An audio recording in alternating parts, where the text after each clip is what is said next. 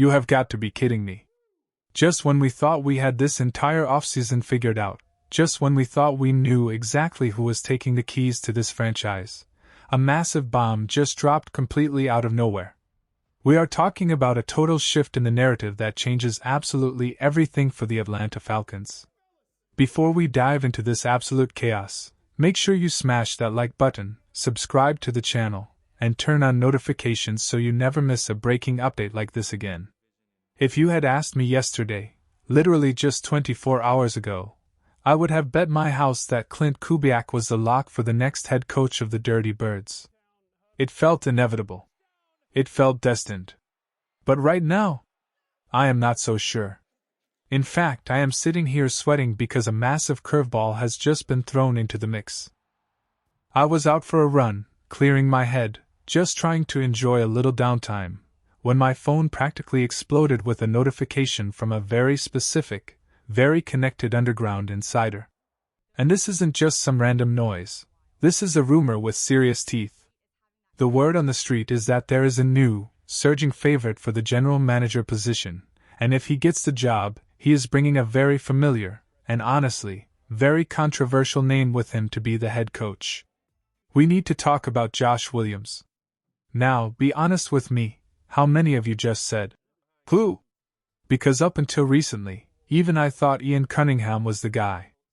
I thought the connection to Ryan Poles and the ties to Matt Ryan made Cunningham a slam dunk. We all did. It felt like the puzzle pieces fit perfectly.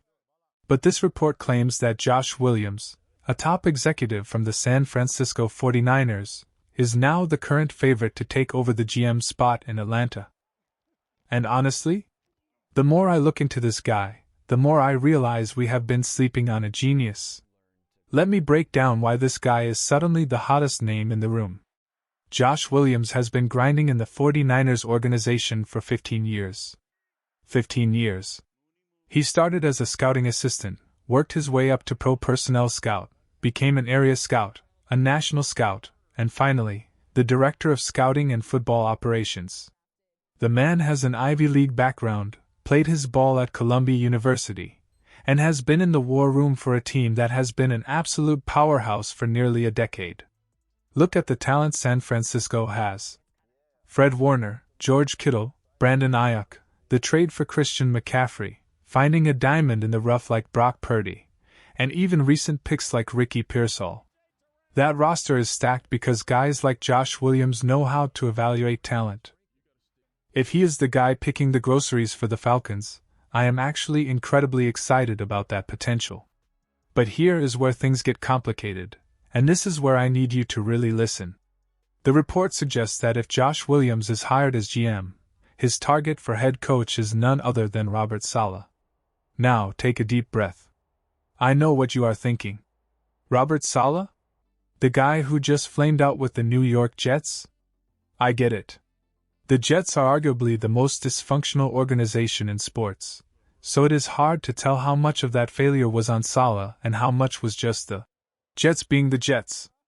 But this rumor states that Matt Ryan, yes, our Matt Ryan, who is advising on this search, prefers a head coach with previous experience. And Saleh fits that mold. Plus, hiring Saleh would likely mean we keep Jeff Ulbrich as the defensive coordinator, considering Ulbrich was Saleh's right-hand man in New York. That is a huge plus. It keeps continuity on a defense that is actually trending in the right direction. It means the defense doesn't have to learn a new language.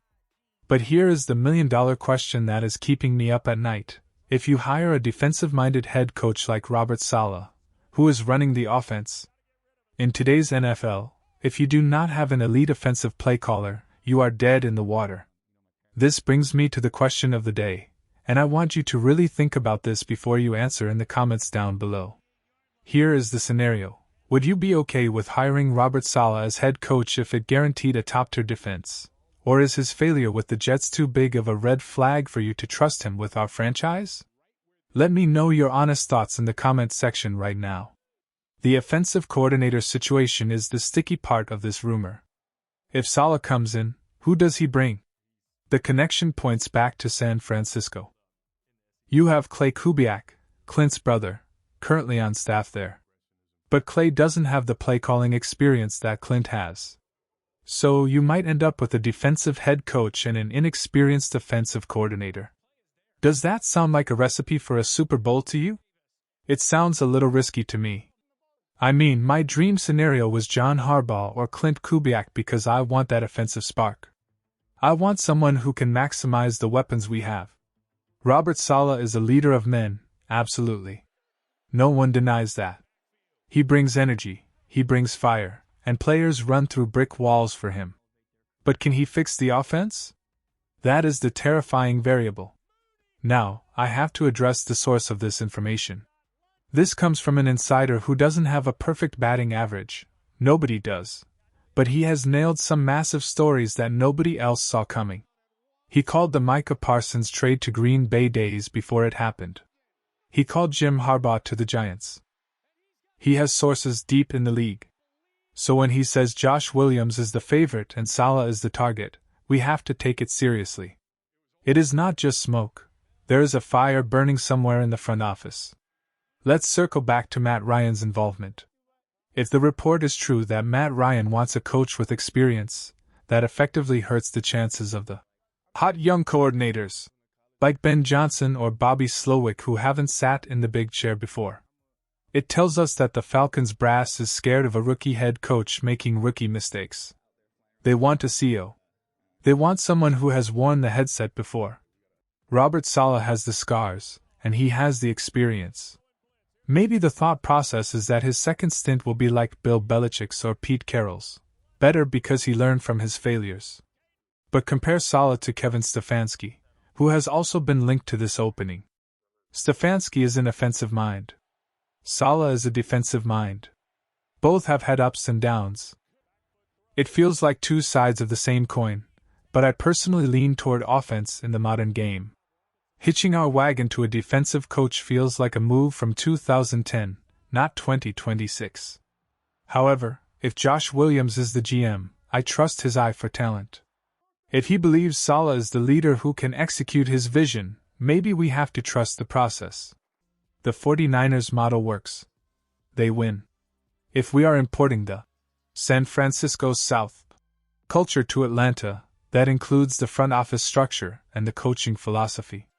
Ultimately, this is a developing fluid situation.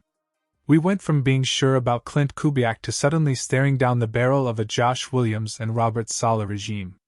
It is exciting because Josh Williams is a heavy hitter with a resume that screams success. It is terrifying because Robert Salah is a reclamation project. But one thing is for sure, this team is trying to make a splash. They aren't looking for a safe, boring hire. They are looking for a pairing that can build a dynasty like they have by the Bay. Keep your eyes glued to the upcoming games involving the 49ers and the Seahawks. We are literally watching our future candidates audition in real time. It is going to be a wild ride to the finish line. I need to know where your head is at with all of this because my brain is spinning. Rise up, stay cool, and I will catch you in the next one.